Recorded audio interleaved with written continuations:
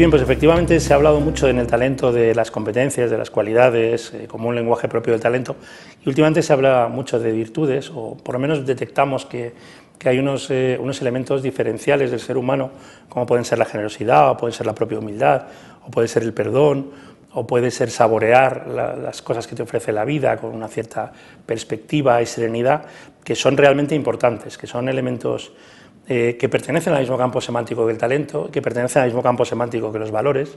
Los valores son principios éticos que guían nuestra vida, una brújula, y estas virtudes humanas, que a lo mejor hemos mitificado en el pasado, parecía que había que ser prácticamente un santo, cada vez se recogen como un elemento realmente muy valioso del ser humano, que en las organizaciones marca la diferencia, porque hace mejores profesionales, mejores líderes, evidentemente mejores personas, mejores servidores de los demás y de los clientes, y al final sinceramente que estamos en un cambio de época y que los acontecimientos cotidianos nos van dando la razón o esa intuición respecto a qué está cambiando.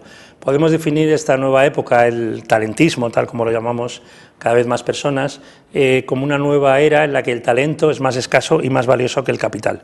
El capital ha guiado la vida humana, la vida al menos en Occidente, en más de 500 años, y estamos ahora en una nueva época en la que realmente lo que puede marcar la diferencia es el valor diferencial que ofrecen las personas porque quieren darlo.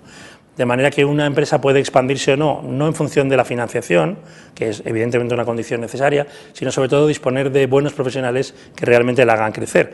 O un país puede salir adelante no solo por el PIB, que al final es una consecuencia, sino por tener realmente ciudadanos que siguen las reglas del juego, que están dispuestos a dar lo mejor de sí mismos y que juntos pueden llegar a ser equipo y hacer realmente más. Es una época conceptual, donde los conceptos son esenciales, una época de las conductas y una época en la que la generosidad, como un gran principio, como un gran valor, realmente marca la diferencia. Utilizando la sistemática del cuadro de mando integral, sabemos que la perspectiva de negocio depende de la perspectiva de clientes, que a su vez depende de la perspectiva de procesos y depende de las personas, de la perspectiva del talento.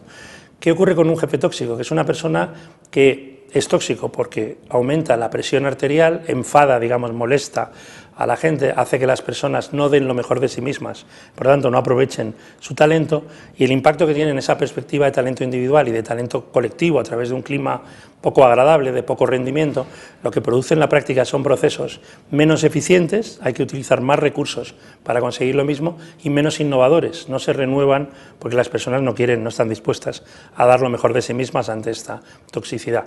Estos procesos menos eficientes y menos innovadores hacen que el servicio al cliente empeore, llega a ser deplorable, también sea tóxico, porque normalmente lo que recibimos de los demás es lo que proyectamos en otros, y evidentemente, como el servicio al cliente, la fidelidad del cliente es lo que genera la rentabilidad, hace que los negocios cada vez funcionen peor. Y se entra muchas veces en un círculo vicioso, en el sentido de que los resultados son peores y parece que justifican esa toxicidad, esto de que la empresa no es una democracia, o hay que tragar y hacer lo que a lo que uno le digan, o que como no hay oportunidades de trabajo, pues te pueden estar molestando constantemente porque no tienes otra opción, pues hace que el talento se deprecie y por tanto que los resultados... Tenemos la enorme fortuna de que sabemos cómo funciona la felicidad en términos científicos. Gracias a Sonia Lyubomirsky, profesora de la Universidad de California, que lleva 20 años investigando la felicidad en términos realmente científicos. Y nos ha enseñado Sonia que la felicidad no se busca, la felicidad se construye, hay que construirla decisivamente. ¿Por qué? Porque apenas un 10% de la felicidad es externa, depende de nuestra salud. Hay personas felices con estados de salud no óptimos, no depende más que en un 10% de esa salud, de ese dinero, del dinero que podamos tener y de las situaciones de pareja, que evidentemente es cómo las interpretamos, cómo las vivimos. En un 50% depende de nuestra situación de los primeros años, de nuestra predisposición familiar. Habitualmente familias felices llevan a personas felices y les enseñan determinadas claves de la vida. Y hay un 40% que es estrictamente voluntario, de manera que además influye de una manera o de otra en el 50%. Personas que han vivido en entornos cuando eran niños muy infelices se autojustifican en ese 40% y no lo aprovechan, dicen pues yo no soy feliz porque no tengo suficiente dinero o porque tengo problemas laborales, etc. Personas que voluntariamente construyen su felicidad influyen en ese 50%, de manera que el 90% lo hacen voluntariamente.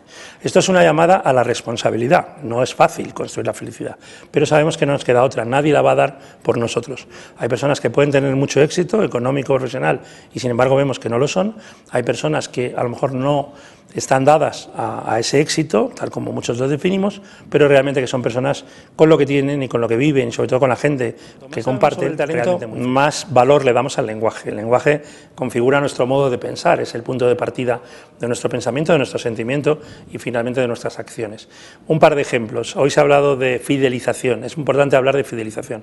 A veces se habla de retención del talento, que es una mala traducción de retention en inglés, que es secuestrar. Para nosotros retener es secuestrar, se retiene a un rehén. Sin embargo, hay que fidelizar a la pareja, hay que fidelizar a los hijos, hay que fidelizar a personas respecto al talento. Y otro ejemplo que también se ha mencionado es el de unos retos agresivos. En inglés, aggressive, tiene también la connotación de ambicioso. Todavía nuestro diccionario de la Real Academia no recoge ese concepto, habla de algo que falta al respeto, algo que puede herir a los demás, esa idea de agresivo. Normalmente en asertividad decimos que es el punto medio entre ser agresivo y ser pasivo. Sin embargo, cuando hablamos de retos agresivos, objetivos agresivos, en realidad estamos hablando de objetivos ambiciosos.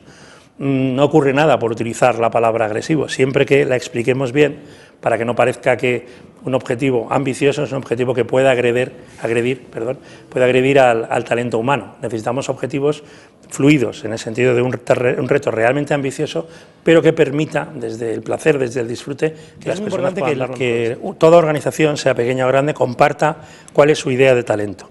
El diccionario de la Real Academia dice que el talento es inteligencia, persona inteligente, aptitud con P, y como dice nuestro admirado José Antonio Marina, hay que ponerle un adjetivo, hay que ponerle el adjetivo de inteligencia triunfante o el de inteligencia fracasada. ¿Qué es una inteligencia fracasada? Es aquella que sabe pero no utiliza lo que sabe, no hace.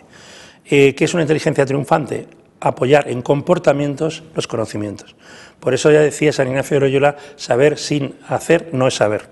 Necesitamos saber como condición necesaria la aptitud con P, pero necesitamos hacer como condición suficiente la actitud con C.